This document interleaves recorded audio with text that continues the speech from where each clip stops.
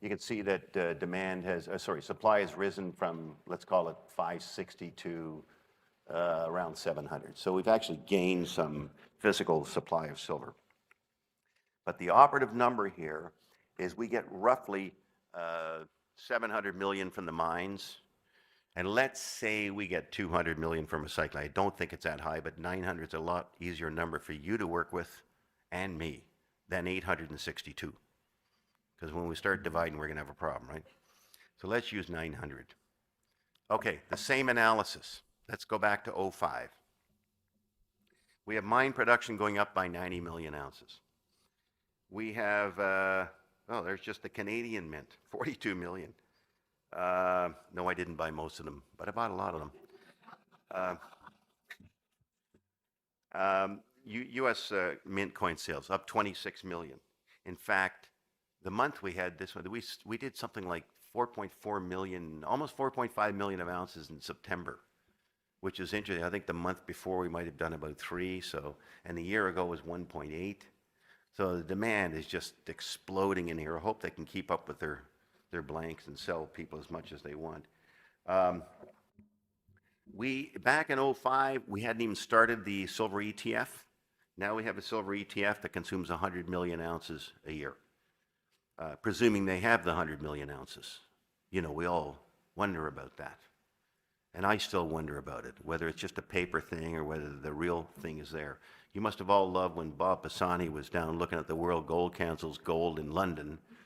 And, he goes in his car where they got all the windows blocked off and they take him down there. I mean, it just sounds ridiculous in the first place, right? Why can't it just be honest and let me know where I'm going? No, they got to black out all the windows. You might have been, in the bottom of somebody's restaurant or something. And, or maybe he took him to where I had my gold over there and pretended it was the GLD. And he holds up a bar. Of course, all of us sharks note the number on the bar because we know there's numbers on bars. Most people watching CNBC don't know that. But there are numbers that identify each bar. Of course, we go back to check the list of the GLD. That bar is not on the list. So we're kind of wondering.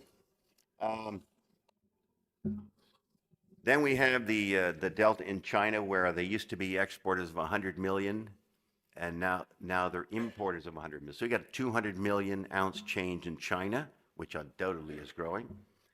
And we used to have, the U.S. government had 4 billion ounces of silver that they sold over 40 years, about 100 million ounces a year. That stopped around 2005. So we can identify changes of 380 million physical ounces in a 900 million ounce market that have happened in the last 5 years. And who is not getting the silver? Who's not getting it? And there are other competing vehicles. Even our own Silver Trust bought silver. There's other silver trusts and similar ETFs I haven't even put in here. So where's this silver coming from? And it just begs the physical question. I don't know where it's coming from, how they do it, but sooner or later, the physical buyers are going to overwhelm the sellers. There's just no doubt about it. And I personally would love to convince some silver manufacturers that rather than mines, that rather than having their money in the bank, which serves no purpose, you have no return on it, you have to fear the bank, why not keep your money in silver? And of course, I'd be happy to buy the silver from them and then let them buy units of one of our trusts so that it could still be in, yet recognize the sale. So we'll see how that goes.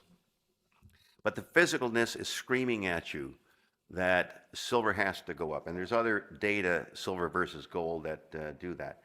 So here's a chart of the dollar value of mint silver sales versus gold sales. And the most important thing to note is that the ratio of sales in dollars of silver to gold is now 1-to-1. This mint sells as many dollars of silver as they sell dollars of gold. The price is 50-to-1 today, the price ratio, which means they're selling 50 times more volume of silver than gold. 50 times more. And there's well, let's call it 800 million for the sake of this argument. 800 million ounces of silver, there's 80 million ounces of gold produced. So we got a ratio of 1 to 10 is the ratio you theoretically could buy them. But in the case of silver, half the silver is not available because it goes into industrial purposes. So it's really, they're available in a ratio of 1 to 5 is what's available for investment. 1 to 5 is the dollars of gold available versus the dollars of silver. But they're buying them 1 to 1. Now, how the hell can that happen? That's absolutely impossible. Sorry, I think I did that wrong. The amount of gold available in dollars is 20 times silver. 20 times silver. But they're buying it 1 to 1. Okay? They're buying it 1 to 1, and the availability in dollars is 21. And that cannot carry on. That is an impossibility. Now, the important thing I believe in silver is, where should it trade vis-a-vis gold? The historical ratio, we're talking 5,000 years of history, was 16 to 1. The in situ silver versus gold is 17.5 to 1. And the current ratio is 52 to 1. I'm ready to throw up, I think, when I look at that. But what an opportunity.